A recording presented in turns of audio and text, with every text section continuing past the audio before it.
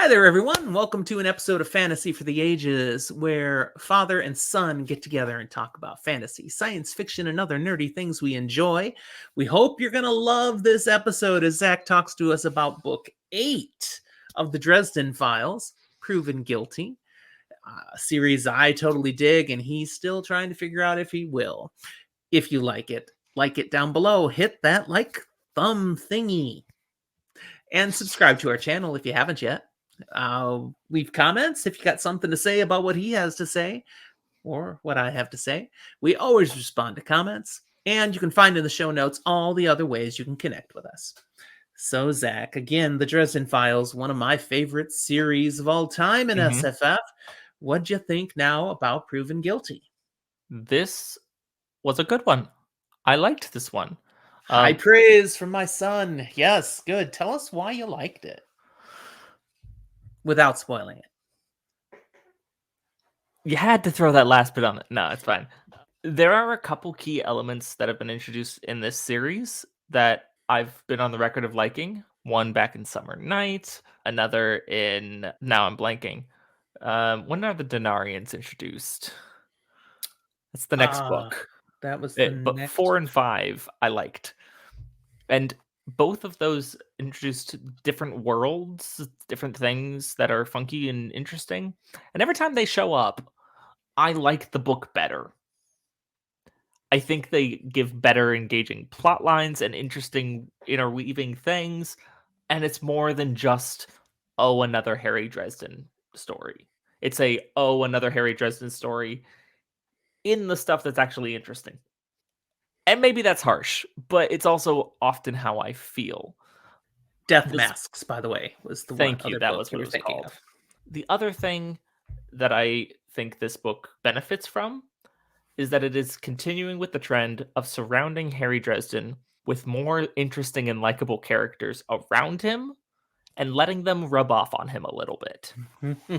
He's becoming a little bit better of a character, less despicable of a person.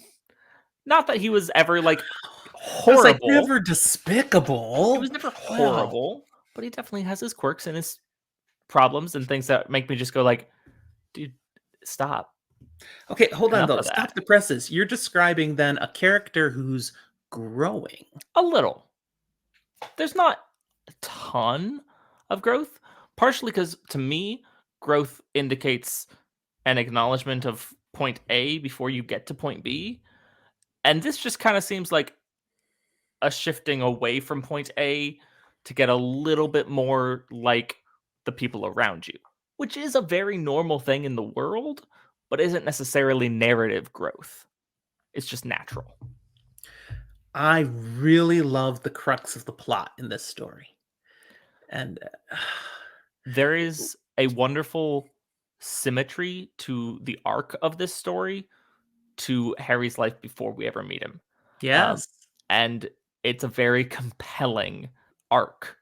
The bits and pieces that we see, and it involves some characters that we weren't really engaged with a lot. We didn't have a lot of interaction with them in the past, but we knew they were there, and we knew they were there in a context that we already cared about them. And we can talk a little bit more in that related without spoiling the things. Okay. In a previous book, we certainly met Michael Carpenter. Yeah, we met the Carpenters. Yeah, the Knight of the Sword, Knight of the Cross.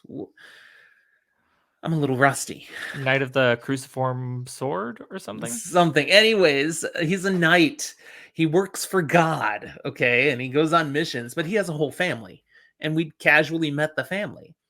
And one of those children, the oldest as it turns out, Molly, becomes a primary character in the story. I'm going to go far enough to say Molly and Charity are both primary characters in this story. Okay. Charity being the mom, Michael's wife. We learn more things about both of them. We engage. Michael plays a small but very important role in this story. And so it's just another one of those things on top where it's like, okay, you cherry picked something that was actually like a highlight of the past books for me, and you put it in this one.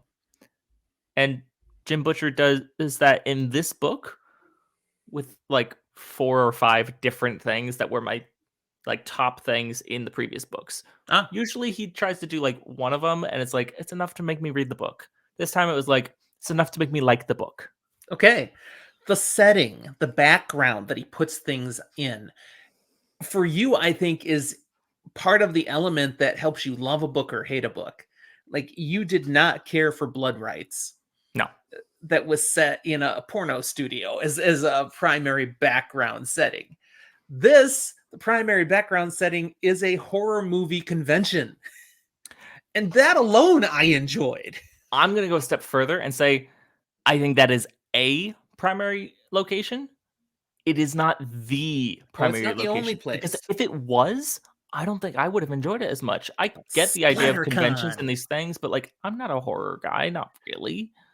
But where we go further from this, the little bits and pieces before and after, and using the Never Never, That is a big and the way element that of this story. that takes place, that goes, "Okay, the SplatterCon was okay. The Never Never is great." So you put the two next to each other, you interweave them, and now I'm like, okay, I'm on board. I can do SplatterCon if we get the Never Never. Yeah. The end of this book has totally set up a whole bunch of things for the future of the series. And I think you could tell that Oh yeah, already as you read it. for sure.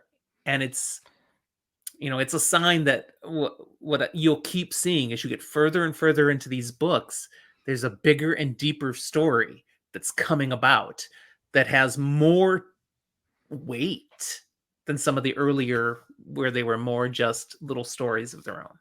At a barest minimum, we have a new character, or not actually new, but new to being what is probably going to be a moving forward more primary character more often around in Molly Carpenter.